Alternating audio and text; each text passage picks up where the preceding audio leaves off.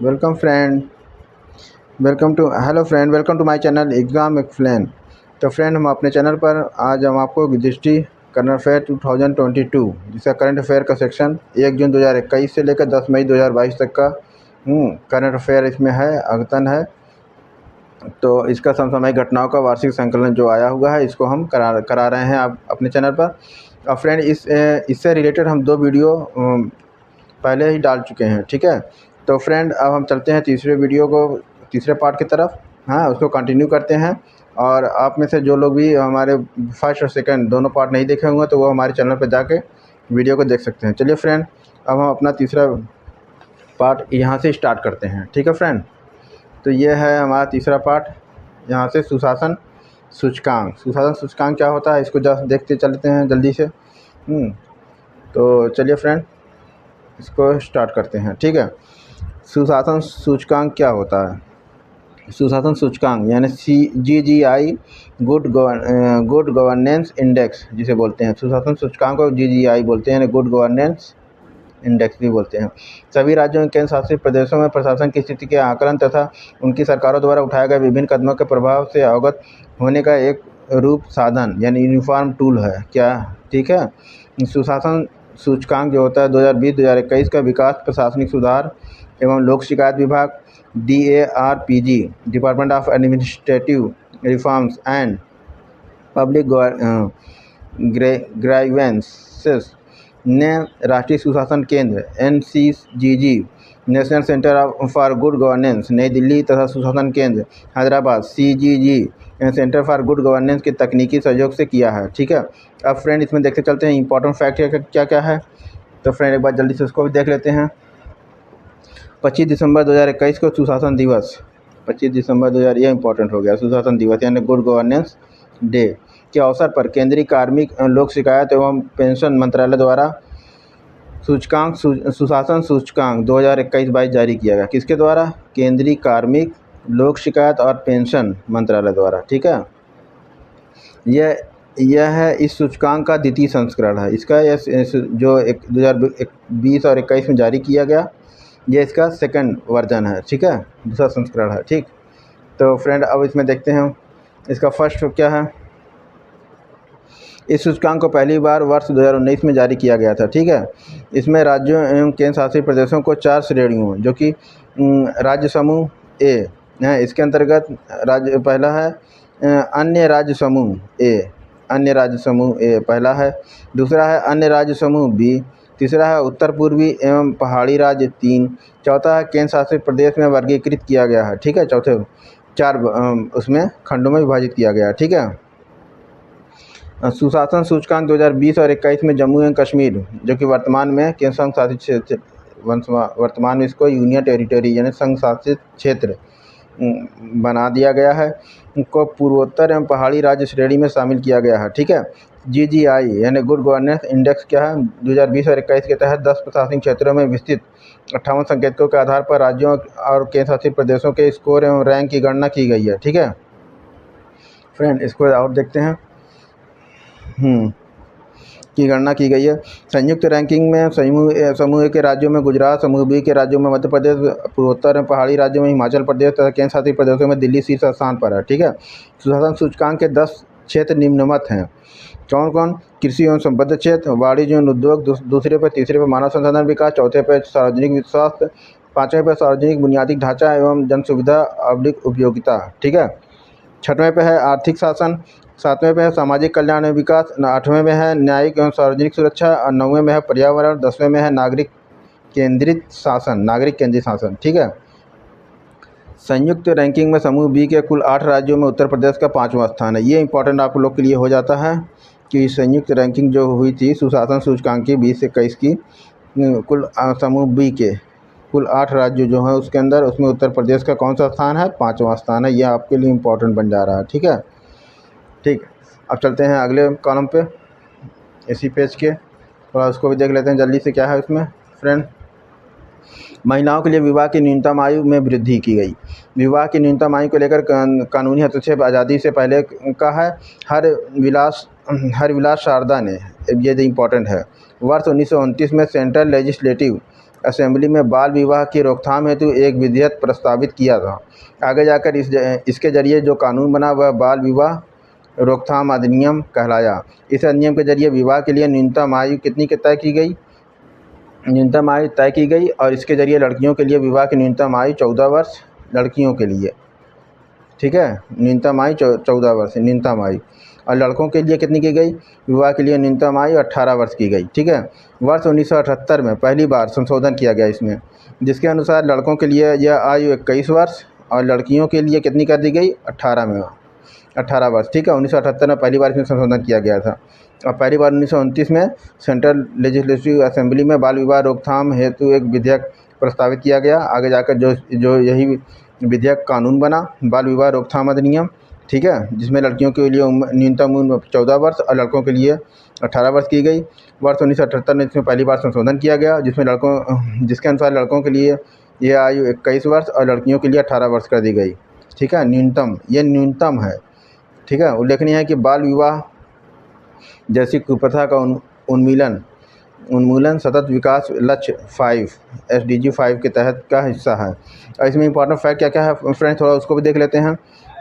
Important fact में क्या है, 15 दिसंबर 2021 को प्रधानमंत्री मोदी की अध्यक्षता में केंद्रीय मंत्रिमंडल ने बाल विवाह रोकथाम अधिनियम 2006 में कुछ संशोधन को मंजूरी दी, ठीक है।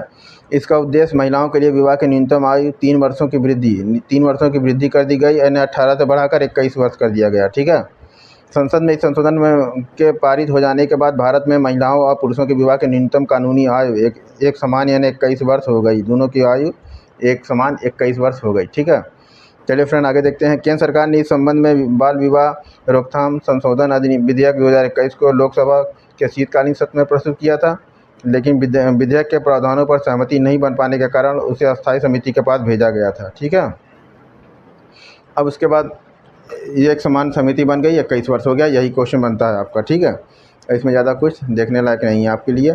चलिए अब नीचे देते हैं नेक्स्ट टॉपिक पर। सरयू नहर राष्ट्रीय परियोजना, ये है नया टॉपिक, सरयू नहर राष्ट्रीय परियोजना। मूलतः 1974 में सरयू नहर परियोजना की परिकल्पना लेफ्ट बैंक घाघरा नहर परियोजना के रूप में की गई थी। प्रारंभ में इस परियोजना का उद्देश्य बहराइच एवं गोंडा जिलों के 267,000 हेक्टेयर भूमि को सिंचित करना था। हालांकि वर्ष 1980 में इस परियोजना के कार्य क्षेत्र में परिवर्तन एवं विस्तार कर इसका पुनर्नामकरण सरयू नहर परियोजना के रूप में किया गया, ठीक है। कब, 1980 में इस परियोजना, ठीक है, के कार्य क्षेत्र में विस्तार में परिवर्तन कर इसका पुनर्नामकरण सरयू नहर परियोजना के रूप में किया गया। इसमें इंपॉर्टेंट फैक्ट क्या है ये देख लेते हैं। 11 दिसंबर 2021 को प्रधानमंत्री मोदी ने उत्तर प्रदेश के 11 दिसंबर को, ठीक है, ये इंपॉर्टेंट डेट है। प्रधानमंत्री मोदी ने उत्तर प्रदेश के बलरामपुर ज़िले में, ये ज़िला जो है वो याद रखिएगा बलरामपुर, उससे सरयू नहर राष्ट्रीय परियोजना का उद्घाटन किया, ठीक है। और इसमें नेक्स्ट पेज पे आते हैं फ्रेंड।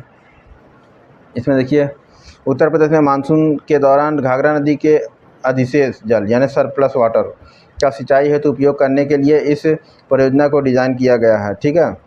तो इस परियोजना का उद्देश्य क्षेत्र के जल संसाधनों का कुशलतम उपयोग सुनिश्चित करना है। इस परियोजना के तहत 5 नदियाँ इस परियोजना के तहत हैं। कौन कौन, घाघरा 1, सरयू 2, राप्ती 3, बाढ़ गंगा 4 और रोहिणी को 5 को आपस में जोड़ा जाएगा, इंटरलिंक किया गया, ठीक है।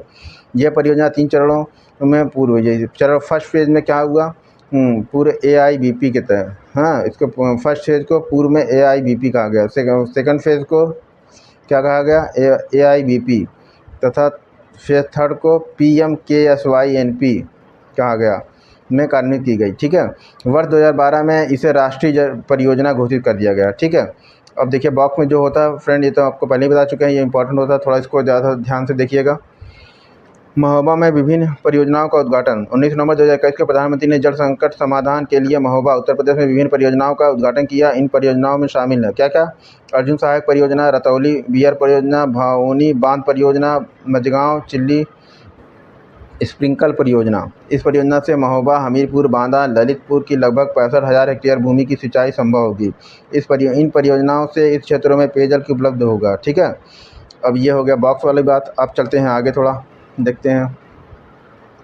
चलिए फ्रेंड, यह परियोजना 14.04 लाख हेक्टेयर खेती योग्य भूमि की सिंचाई के लिए जल उपलब्ध कराएगी। ठीक है, इस परियोजना से पूर्वी उत्तर प्रदेश के 9 जिले जिसमें बहराइच 1, श्रावस्ती 2, बलरामपुर 3, गोंडा 4, सिद्धार्थनगर 5, बस्ती 6, संत कबीर नगर 7, गोरखपुर 8, महाराजगंज 9, यानी 9 जिले लाभान्वित होंगे किससे? सरयू नहर परियोजना से। ठीक है, अब देखिए फ्रेंड, इसमें बॉक्स में देखते हैं क्या है।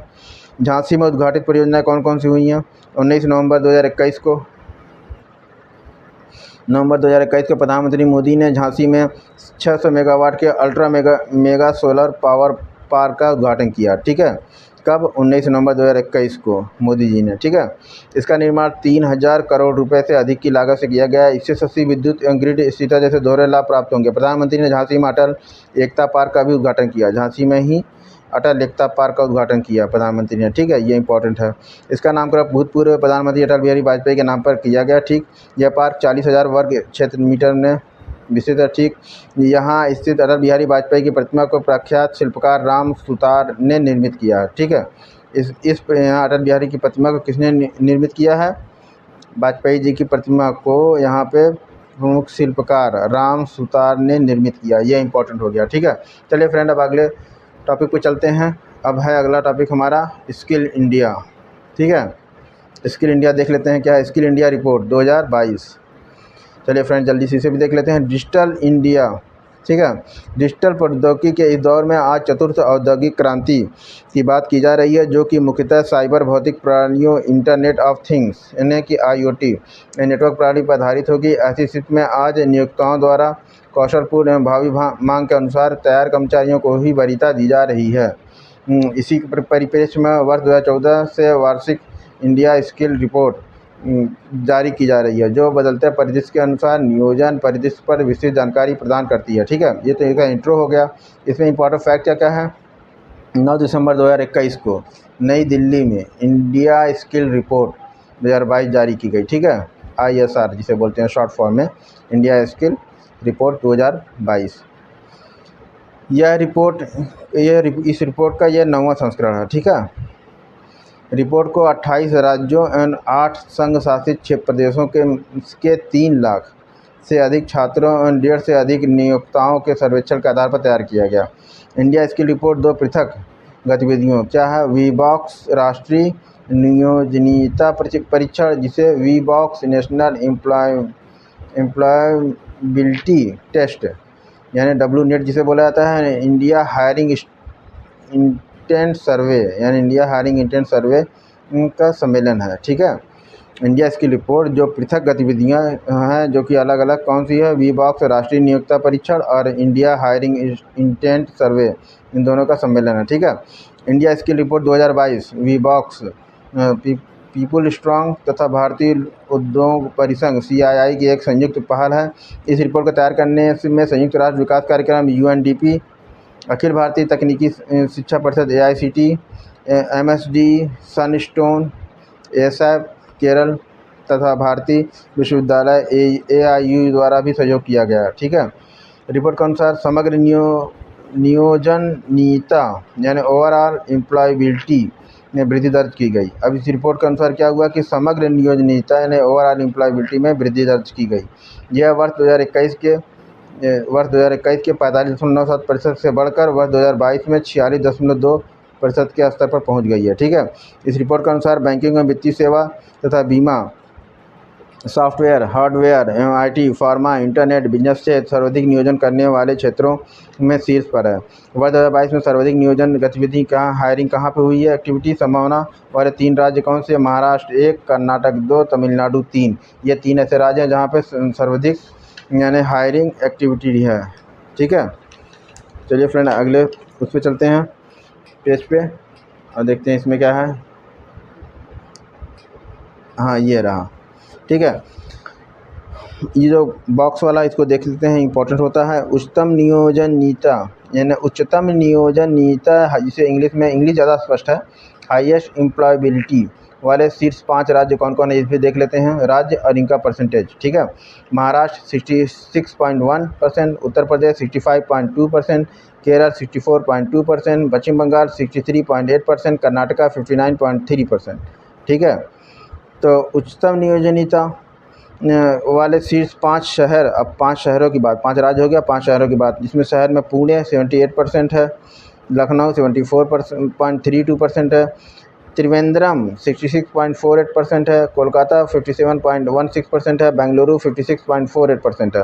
वर्ष 2022 की रिपोर्ट के अनुसार कार्य सहभागिता में 67% पुरुषों एवं 33% महिलाओं का योगदान रहा। ये 2022 की रिपोर्ट कहती है। ठीक है, वर्ष 2020 में महिलाओं की नियोजनीयता यानी क्या, एम्प्लॉयबिलिटी, ठीक है, 47% रही। वर्ष 2021 में 41.25% तथा वर्ष 2022 में 51.44% दर्ज की गई। ठीक है, 2020 में कितनी थी महिलाओं की नियोजनीयता, 47%। 2021 में कितनी रही, तो इसका मतलब 41.25, और 2022 में कितनी बढ़ के हो गई, 51.44%। ठीक है, दर्ज की गई। ठीक है, हम देख रहे हैं क्रमशः महिलाओं की नियोजनीयता बढ़ती जा रही है। चलिए ठीक है, अब हम अगले टॉपिक पर चलते हैं फ्रेंड। ये देखिए केन बेतवा लिंक परियोजना। ठीक है, अगला टॉपिक है केन बेतवा लिंक।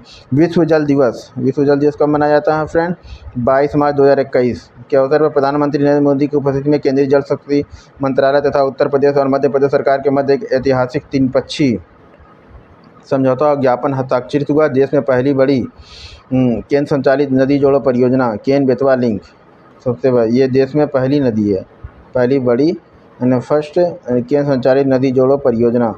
ठीक है, के कार्यान्वयन के लिए इस समझौता ज्ञापन पर हस्ताक्षर किए गए। इस समझौते द्वारा नदियों को परस्पर जोड़ने के माध्यम से जल अधिक क्षेत्रों से सूखा प्रभावित एवं जल न्यून क्षेत्रों में जल पहुंचाने हेतु अंतर्राज्य सहयोग की शुरुआत की गई। इसमें इंपॉर्टेंट फैक्ट क्या देख लेते हैं, 8 दिसंबर 2021 को, ठीक है, ये डेट याद रखिए, केंद्रीय मंत्रिमंडल ने केन बेतवा नदियों को परस्पर जोड़ने के परियोजना के वित्त पोषण और कार्यान्वयन को मंजूरी प्रदान की। ठीक है, 8 दिसंबर 2021 को केंद्रीय मंत्रिमंडल ने। यह परियोजना राष्ट्रीय परिप्रेक्ष्य योजना के तहत देश की पहली नदी जोड़ो परियोजना होगी। नेशनल परिप्रेक्ष्य, नेशनल प्रोस्पेक्टिव प्लान NPP के तहत देश की पहली नदी जोड़ो परियोजना है। ठीक है, चलिए फ्रेंड अब आगे देखते हैं, इसी क्रम में इसी कॉलम में चलते हैं। ठीक है, इस परियोजना के तहत जल अधिक केन नदी का पानी बेतवा नदी में भेजा जाएगा। ये दोनों ही नदियाँ यमुना की सहायक नदियाँ हैं, यानी केन नदी और बेतवा नदी। ठीक है, ये दोनों ही यमुना की सहायक नदियाँ हैं। ठीक है, परियोजना के तहत छतरपुर जिला मध्य प्रदेश स्थित दौधन गांव में केन नदी पर एक बांध का निर्माण किया जाएगा। जल को एक नहर यानी कैनाल के माध्यम से बेतवा नदी में भेजा जाएगा। इस परियोजना को 2 चरणों में पूरा किया जाएगा। फर्स्ट फेज़ में क्या किया जाएगा, दौधन बांध बनाया जाएगा, power house, Ken Betwa link नहर का निर्माण। सेकंड फेज़ में क्या किया जाएगा, लोअर उर बांध बनेगा, उसके कोठा बैराज और बीना संकुल परियोजना का निर्माण होगा। इस परियोजना के कार्यान्वयन के लिए Ken Betwa link project authority ने KBLPA, ठीक है, नामक विशेष प्रयोजन वाहन SPV की स्थापना की जाएगी। परियोजना से प्रतिवर्ष कितना हो जाएगा, 10.62 यानी 10.62 लाख हेक्टेयर भूमि की सिंचाई हो सकेगी। लगभग 62 लाख की आबादी हेतु पेयजल की आपूर्ति सुनिश्चित हो सकेगी। 130 मेगावाट पनबिजली हाइड्रो पावर और 27 मेगावाट सौर ऊर्जा, ठीक है, सोलर पावर का उत्पादन होगा। इस परियोजना से लाभान्वित होने वाले जिले कौन कौन से रहेंगे, उत्तर प्रदेश के कंटेक्स्ट में देखते हैं, बांदा, महोबा, झांसी, ललितपुर और तथा मध्य प्रदेश राज्य के कौन कौन से रहेंगे, पन्ना, टीकमगढ़, छतरपुर, सागर, दमोह, दतिया, विदिशा, शिवपुरी, रायसेन। ठीक है, ये इतने ज़िले इन दोनों राज्यों से मिलाकर इससे लाभान्वित होंगे। चलिए फ्रेंड बॉक्स को भी देख लेते हैं। आगे बॉक्स, केन एवं बेतवा नदी। केन नदी मध्य प्रदेश एवं उत्तर प्रदेश के मध्य एक अंतर्राज्यीय नदी है। ठीक है, केन नदी जो है दो राज्यों में यानी मध्य प्रदेश और उत्तर प्रदेश के मध्य एक अंतर्राज्यीय नदी है। इसका उद्गम स्थल हो सकता है कुचले कटनी जिला जो कि मध्य प्रदेश में पड़ता है स्थित अहिर गाँवन गाँव है। ठीक है, इसकी कुल लंबाई 427 किलोमीटर है, जिसमें क्योंकि केन बेतवा लिंक प्रोजेक्ट है तो केन नदी के संदर्भ में या बेतवा नदी के संदर्भ में पूछ सकता है। ठीक है, जिसमें 292 किलोमीटर तक मध्य प्रदेश में और 84 किलोमीटर उत्तर प्रदेश में स्थित है। ये बांदा जिला उत्तर प्रदेश स्थित चिल्ला गांव में यमुना से मिल जाती है। ठीक है, बांदा जिला जो कि उत्तर प्रदेश में है, ये चिल्ला गांव में यमुना से मिलती है। ठीक है, इस नदी पर स्थित राने जलप्रपात एवं केन घड़ियाल सेंचुरी दो प्रमुख पर्यटक आकर्षक केंद्र हैं। ठीक है, इसी नदी पर स्थित है राने जलप्रपात और केन घड़ियाल सेंचुरी। ठीक है, बेतवा नदी का उद्गम स्थल, अब बेतवा नदी के बारे में जान लीजिए। इसका उद्गम स्थल रायसेन जिला जो कि मध्य प्रदेश में पड़ता है के बारखेड़ा गांव से है। ठीक है, बेतवा नदी पर राजघाट, परीछा और माता टीला बांध निर्मित है। कौन कौन? राजघाट, परीछा और माता टीला बांध। ठीक है, ये किस पे? बेतवा नदी पे स्थित है। चलिए फ्रेंड, अब अगले पेज पे चलते हैं। इसमें देखते हैं इंपॉर्टेंट क्या क्या है। अन्य टॉपिक है भोपाल और इंदौर में पुलिस कमिश्नर प्रणाली। ठीक है, भोपाल को भारतीय संविधान की 7वीं अनुसूची के अंतर्गत राज्य सूची के विषय के रूप में रखा गया है। ठीक है, सामान्य पुलिसिंग व्यवस्था में जिले के पुलिस पर नियंत्रण के लिए जिलाधिकारी एवं अन्य प्रशासनिक अधिकारियों के पास कार्यपालक मजिस्ट्रेट की शक्तियाँ निहित होती हैं, जबकि पुलिस कमिश्नर प्रणाली में ये शक्तियाँ कमिश्नर के पास होती हैं। ठीक है, इसमें इंपॉर्टेंट फैक्ट देख लेते हैं। दिसंबर 2021 में अधिसूचना जारी होने के फलस्वरूप भोपाल और इंदौर में पुलिस कमिश्नर प्रणाली का शुभारंभ हो गया। मकरंद देवसर भोपाल के तथा हरिनारायण चंद चारी मिश्र इंदौर के प्रथम पुलिस आयुक्त नियुक्त किए गए। पुलिस कमिश्नर प्रणाली में पुलिस कमिश्नर के पास देह व्यापार, पशु क्रूरता, विस्फोटक पदार्थों, जिला बदर, लाठीचार्ज, फायरिंग, धरना प्रदर्शन, होटल बार लाइसेंस आदि प्रकरणों में सीधी कार्रवाई करने का अधिकार होगा। इसके अतिरिक्त CRPC की धारा 106, 116, 144, 145 का क्रियान्वयन पुलिस कमिश्नर कर सकेंगे। ठीक है, पुलिस प्रणाली लागू होने के फलस्वरूप भोपाल और इंदौर के पुलिस कमिश्नरों को निम्नलिखित कानूनों के तहत शक्तियाँ प्राप्त हो जाएंगी। क्या क्या शक्तियाँ मिलेंगी? पुलिस अधिनियम 1861, बंदी अधिनियम 1900, विष अधिनियम 1919, पॉइजन एक्ट 1919।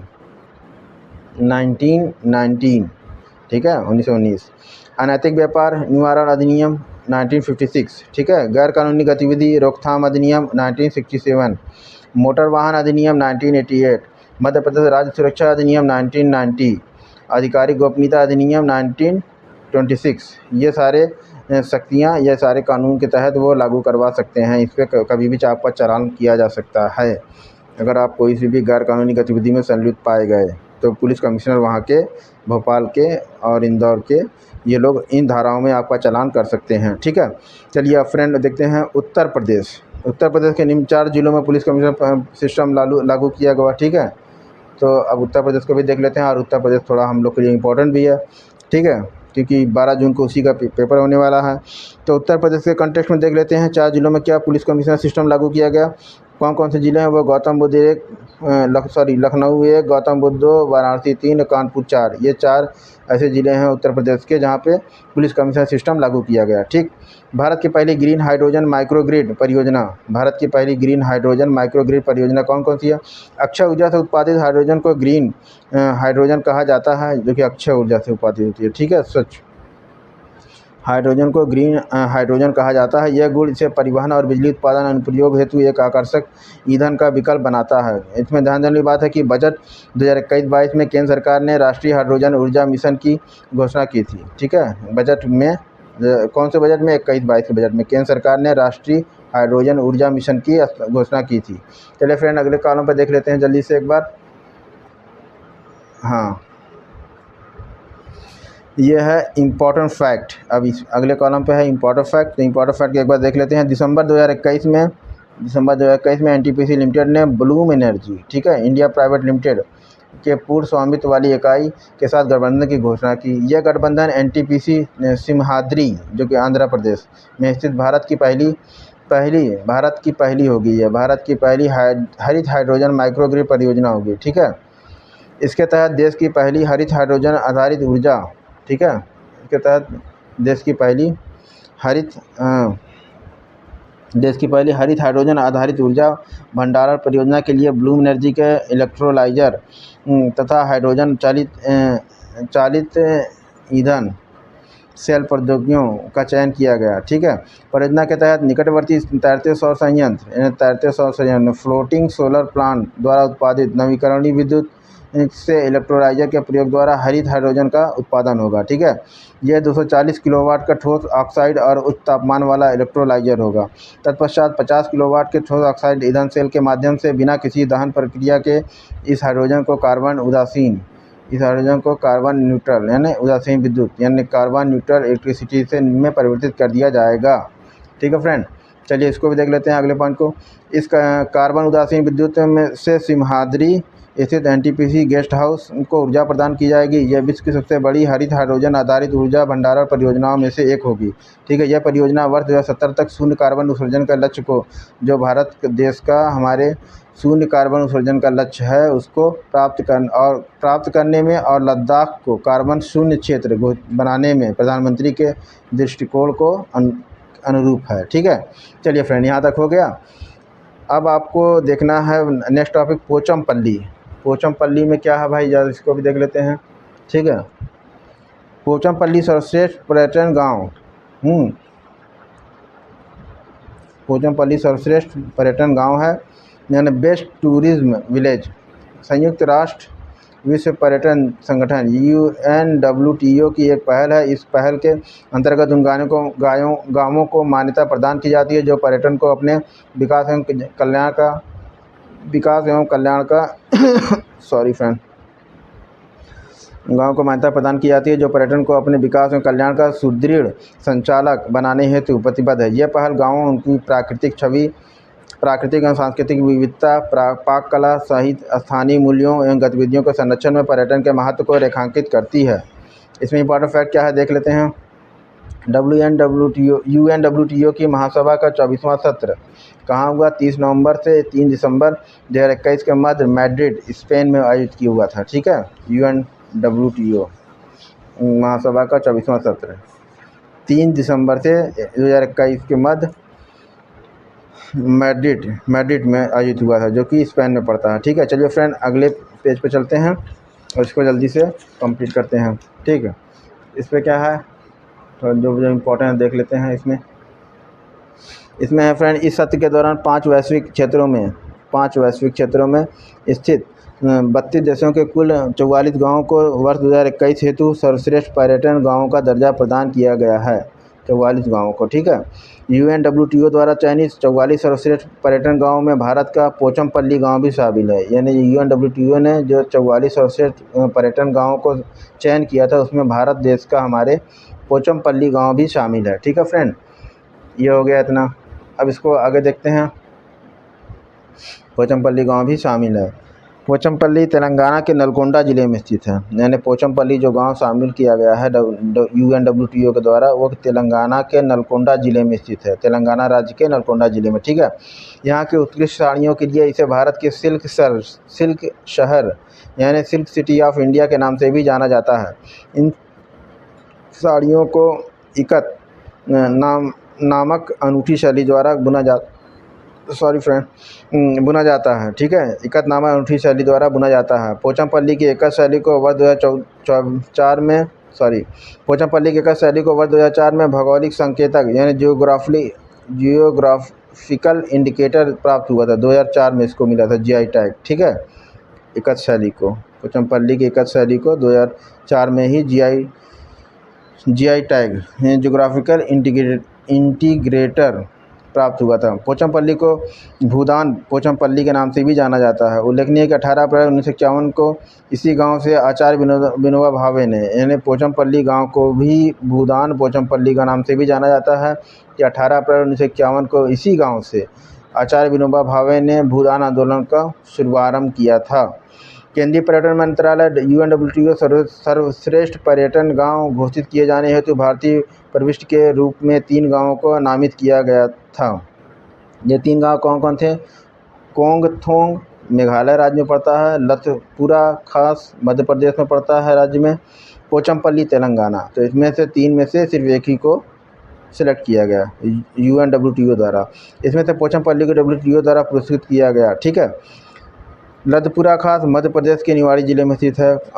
कोंगथोंग गांव मेघालय के पूर्वी खासी हिल्स में, ठीक है, ज़िले में स्थित है। ठीक है, इसे विस्लिंग गांव यानी सिटी वाला गांव के नाम से भी जाना जाता है। किसके? कोंगथोंग गांव जो कि मेघालय के पूर्वी खासी में, ठीक है। इस गांव में जन्म के समय बच्चे को नाम के बजाय एक धुन देने की अनूठी प्रथा है, ठीक है।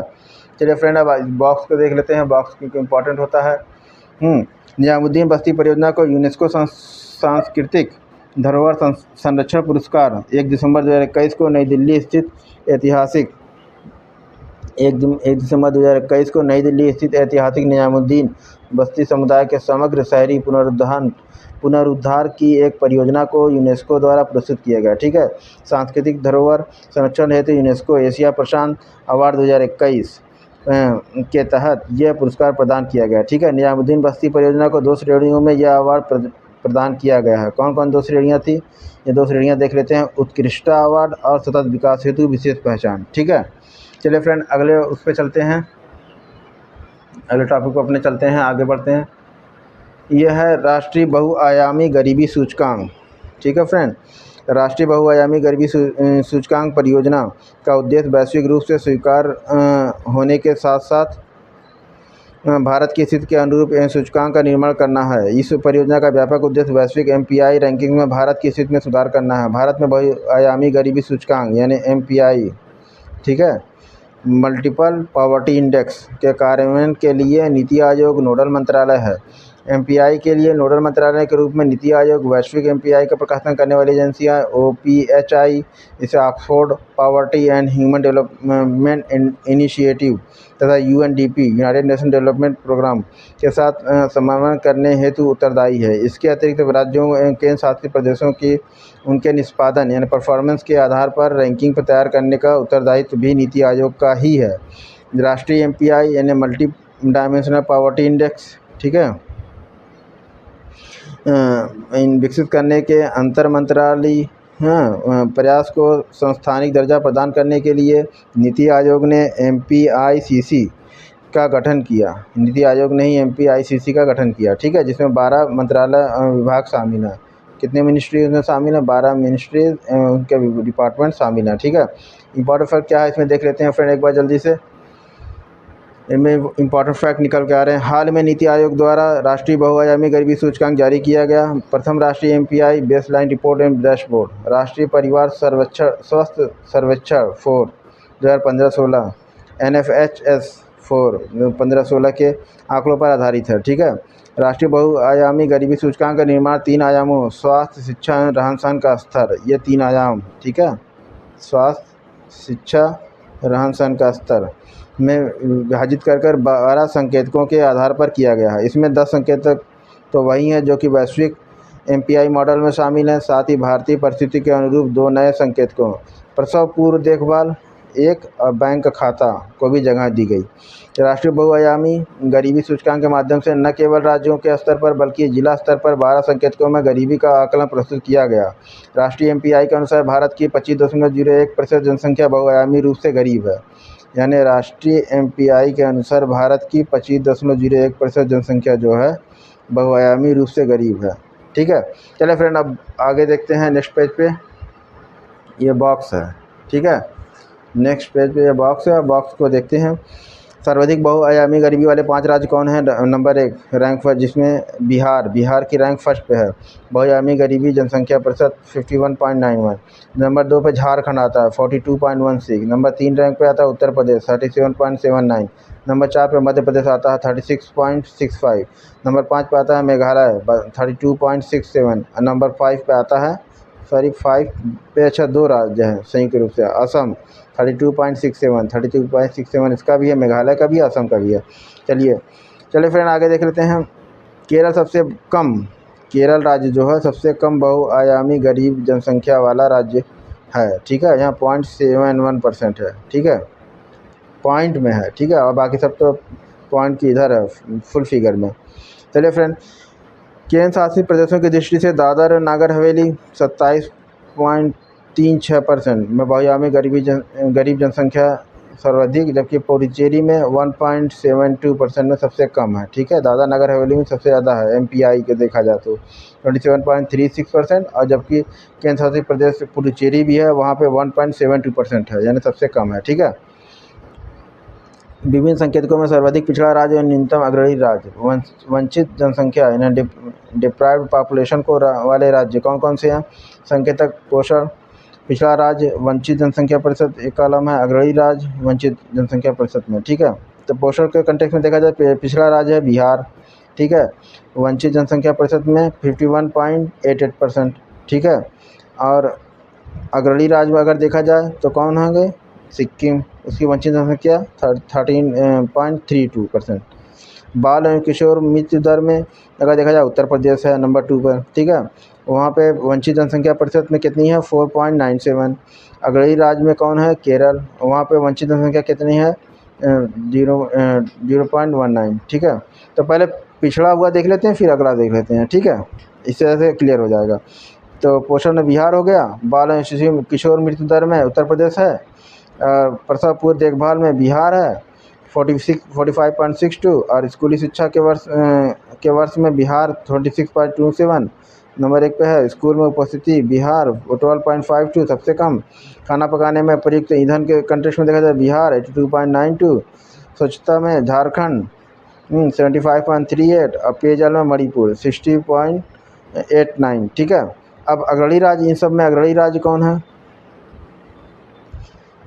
पोषण में ही देख लीजिए सिक्किम है 13.32। बाल एवं किशोर मृत्यु दर में केरल है 0.19, सबसे बेस्ट परफॉर्मेंस वाला राज्य है केरल, जहाँ पे बाल एवं किशोर मृत्यु दर सबसे कम है।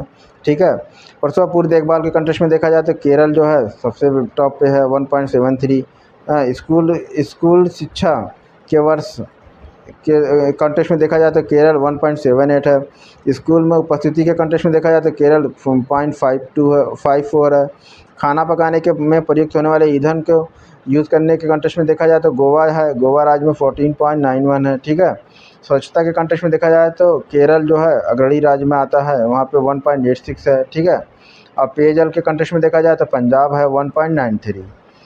और फ्रेंड विद्युत में देखा जाए तो बिहार 39.86 पिछले राज्य में। आवास में मणिपुर 81.49। हाँ, संपत्ति में देखा जाए तो नागालैंड 33.91। ठीक है, और बैंक खाता में देखा जाए नागालैंड, ठीक है, तो 28.66। अब अग्रणी राज्य में गोवा है, अगर विद्युत के क्षेत्र में देखा जाए तो वहाँ 0.18।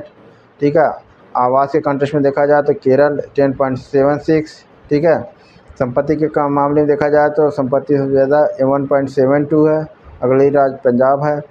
बैंक खाता के कंटेक्स्ट में देखा जाए तो हिमाचल प्रदेश जो है 2.69, वहाँ पे सबसे अगला राज्य है, यहाँ पे सबसे ज़्यादा लोगों को बैंक खाता खुलवाया गया है। उत्तर प्रदेश की 37.79% जनसंख्या। ठीक है, बहुआयामी रूप से गरीब है, ये है आपके लिए इम्पोर्टेंट क्वेश्चन, हालांकि ऐसे क्वेश्चन नहीं पूछे जाएंगे। उत्तर प्रदेश का MPI multi poverty index multi dimensional poverty index क्या है? 0.18 है। उत्तर प्रदेश के ग्रामीण क्षेत्र में 44.32%, जबकि शहरी क्षेत्र में क्या है? 18.07% जनसंख्या बहुआयामी रूप से गरीब है। ठीक है, उत्तर प्रदेश सर्वाधिक और न्यूनतम बहुआयामी गरीब वाले 5 जिले कौन से हैं? सर्वाधिक बहुआयामी वाले जिले कौन कौन से हैं?